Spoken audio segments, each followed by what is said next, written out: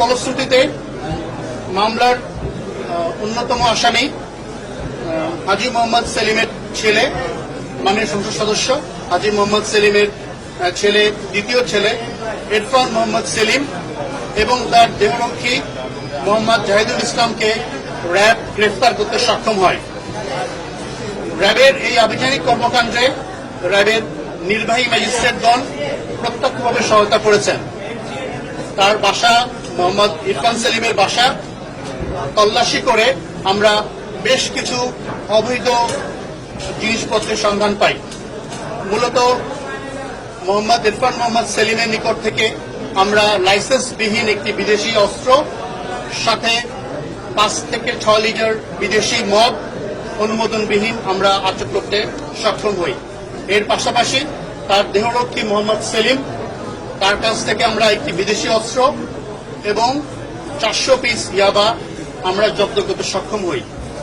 এর জাহিদের কাছ থেকে আমরা 400 পিস ইয়াবা সহ তাকে আমরা আটক করি।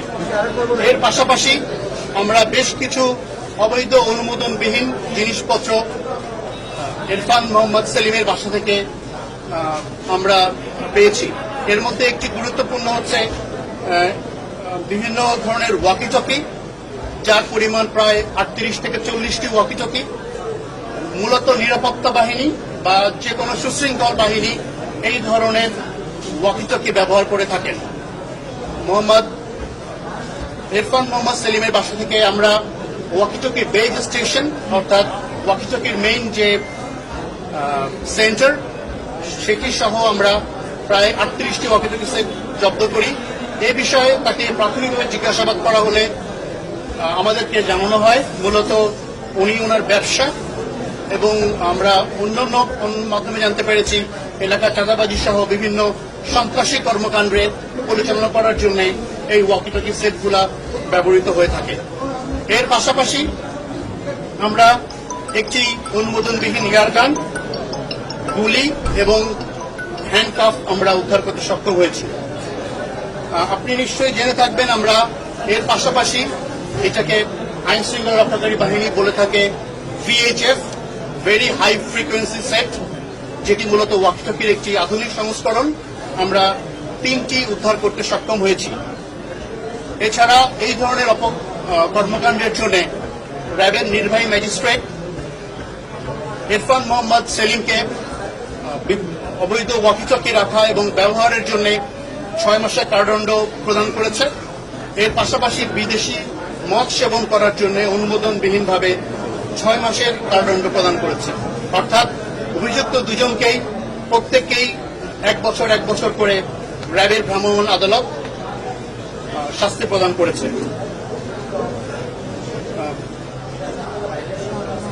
মূলত গতকাল যে ফৌজদারি অপরাধ হয়েছে, এই অপরাধের এরা অন্যতম আসামি।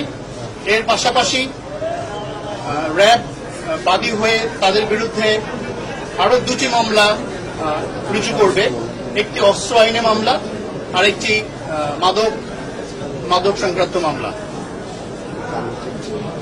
বিয়ার গিয়েছিলেন, বিয়ার আমরা ঘটনাস্থলে জানতে পারলাম বিয়ার জিনিসপত্র রাখার দায়। ভাইয়া আপনার হাতটা একটু পিছনে টানেন ভাইয়া। আমরা ওখানে যে বিয়ার কিছু দেখেছিলাম, একটি বিষয় খুব স্পষ্ট করে বলা প্রয়োজন। মূলত আমরা কিছু সুনির্দিষ্ট অভিযোগের পরিপ্রেক্ষিতে এবং একজন ফৌজদারি অপরাধের মূল আসামির বাসায় আমরা অভিযান পরিচালনা করেছি। এই অভিযান পরিচালনা করতে গিয়ে আমরা এই ধরনের জিনিসের উদ্ধার পেয়েছি। এর পাশাপাশি আমরা 10 বোতল বিদেশি বিয়ারও আমরা উদ্ধার করেছি।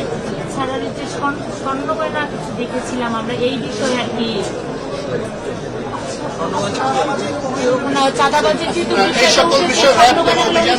এই সকল বিষয়ে সুনির্দিষ্ট অভিযোগ পেলে র্যাব প্রয়োজনীয় আইনানুগ ব্যবস্থা গ্রহণ করবে। আমরা অস্ত্র আইনে তার বিরুদ্ধে নিয়মিত মামলা দায়ের করব।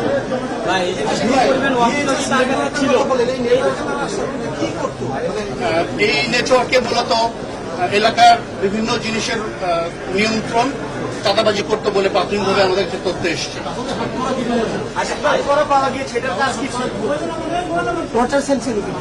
মূলত এই ভবনের পাশেই আমরা ইরফান মোহাম্মদ সেলিমের একটি টর্চার সেল পেয়েছি।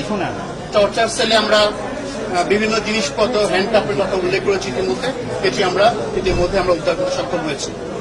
র্যাবের তো গোয়েন্দা এর আগে এই ধরনের তথ্য পেয়েছিল, চাঁদাবাজি, এই যে অবৈধ অস্ত্র, তারপরে হচ্ছে এগুলো ছিল। তাহলে এর আগে কেন অভিযান চালানো হয়নি? আজকে কেন হঠাৎ করে চালানো হলো? এই ঘটনার পরে কেন, মানে আগে কেন চালানো হয়নি? মূলত র্যাব কিছু সুনির্দিষ্ট তথ্যের ভিত্তিতে এবং ফৌজদারি অপরাধের ভিত্তিতে র্যাব তার নিজস্ব ম্যান্ডেট অনুযায়ী অপারেশন পরিচালনা করে থাকে। কোনো অপরাধ সংঘটিত হতে পারে বা হতে পারত, এটি সম্পূর্ণ একটা ভাবানুবাদ বিষয়। মূলত সুনির্দিষ্ট অভিযোগের পরিপ্রেক্ষিতে এবং ফৌজদারি অপরাধের প্রেক্ষিতে র্যাব তার অভিযান পরিচালনা করে থাকে। আশিক ভাই, প্রশ্নটা আমি আবার একটু রিপিট করছি, সেটি হচ্ছে একজন সংসদ সদস্যের বাসায় এই ধরনের অবৈধ জিনিসপত্র থাকার দায়ে এই সংসদ সদস্যের বিরুদ্ধে কোনো ব্যবস্থা নেওয়ার এখতিয়ার আপনি যাচ্ছেন? মূলত আমরা বেশ কিছু সুনির্দিষ্ট তথ্যের ভিত্তিতে, আমি আবার বলছি, কিছু সুনির্দিষ্ট তথ্যের ভিত্তিতে এবং আলামতের ভিত্তিতে আমরা আমাদের অভিযান পরিচালনা করেছি। আমরা অভিযান পরিচালনা করার পর আমরা সে অনুযায়ী আইনের ব্যবস্থা গ্রহণ করব।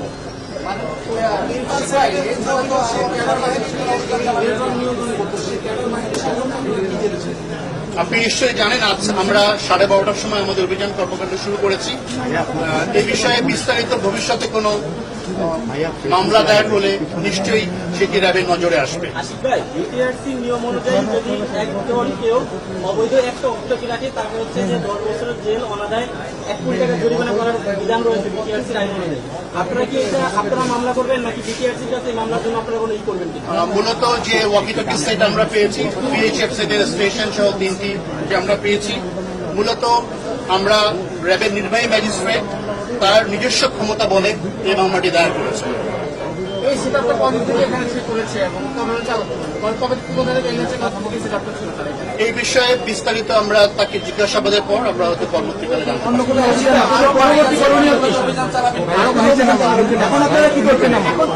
এখন পরবর্তী হচ্ছে, আমরা ইতিমধ্যে আপনারা জেনেছেন যে অভিযুক্ত দুজন ইরফান মোহাম্মদ সেলিম এবং জাহিদুল ইসলামকে আমরা ইতিমধ্যে গ্রেফতার করেছি। তাদের বিরুদ্ধে র্যাবের নির্বাহী ম্যাজিস্ট্রেট দুটি ভিন্ন ভিন্ন বিষয়ে 6 মাস করে প্রত্যেককে 1 বছরের সশ্রম কারাদণ্ড প্রদান করেছেন। এর পাশাপাশি আমরা 2টি নিয়মিত মামলা দায়ের করব, একটি অস্ত্র আইনে এবং আরেকটি মাদক আইনে। এরপর তাকে আমরা সংশ্লিষ্ট থানা পুলিশের মাধ্যমে আমরা তাদেরকে জেল হেফাজতে প্রেরণ করব।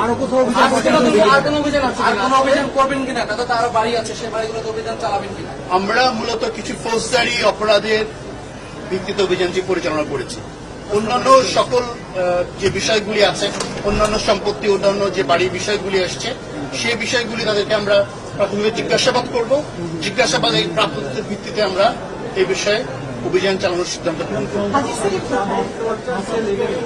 তাকে আমরা বাসায় নাই, বাসায়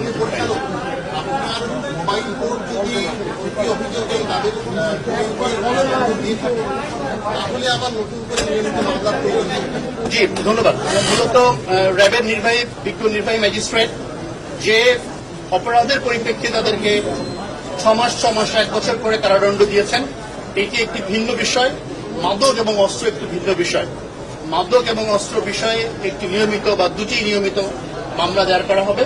আর বাকি মোবাইল কোর্টের আওতাধীন যে বিষয়টি আছে, সে বিষয়ে বিজ্ঞ ম্যাজিস্ট্রেট তার আইনি বাধ্যবাধকতায় জি র্যাবের নির্বাহী ম্যাজিস্ট্রেট মূলত অবৈধভাবে ওয়াকিটকি ব্যবহার এবং বিদেশি মদ পান করার জন্য 2টি অপরাধের ক্ষেত্রে 6 মাস করে 1 বছরের কারাদণ্ড প্রদান করেছেন। মূলত আমরা যে আলামতগুলো পেয়েছি, এই আলামতগুলা আমরা মামলার স্বার্থে আমরা জেল হেফাজতে বা সংশ্লিষ্ট থানা পুলিশের নিকট আমরা হস্তান্তর করব। এই বাড়িটি সিল করার কোনো পরিকল্পনা আমাদের নেই। তাদের টর্চার সেলটা কি এই বাড়িতে না অন্য কোথাও? তাদের টর্চার সেল পাশে একটি ফ্ল্যাটে। আমার ধারণা আপনারা এই বিষয়ে বিস্তারিত তথ্য পাবেন। সবাইকে অসংখ্য ধন্যবাদ। Thank you. একদম শুক্রিয়া, থ্যাংক ইউ আশিক ভাই।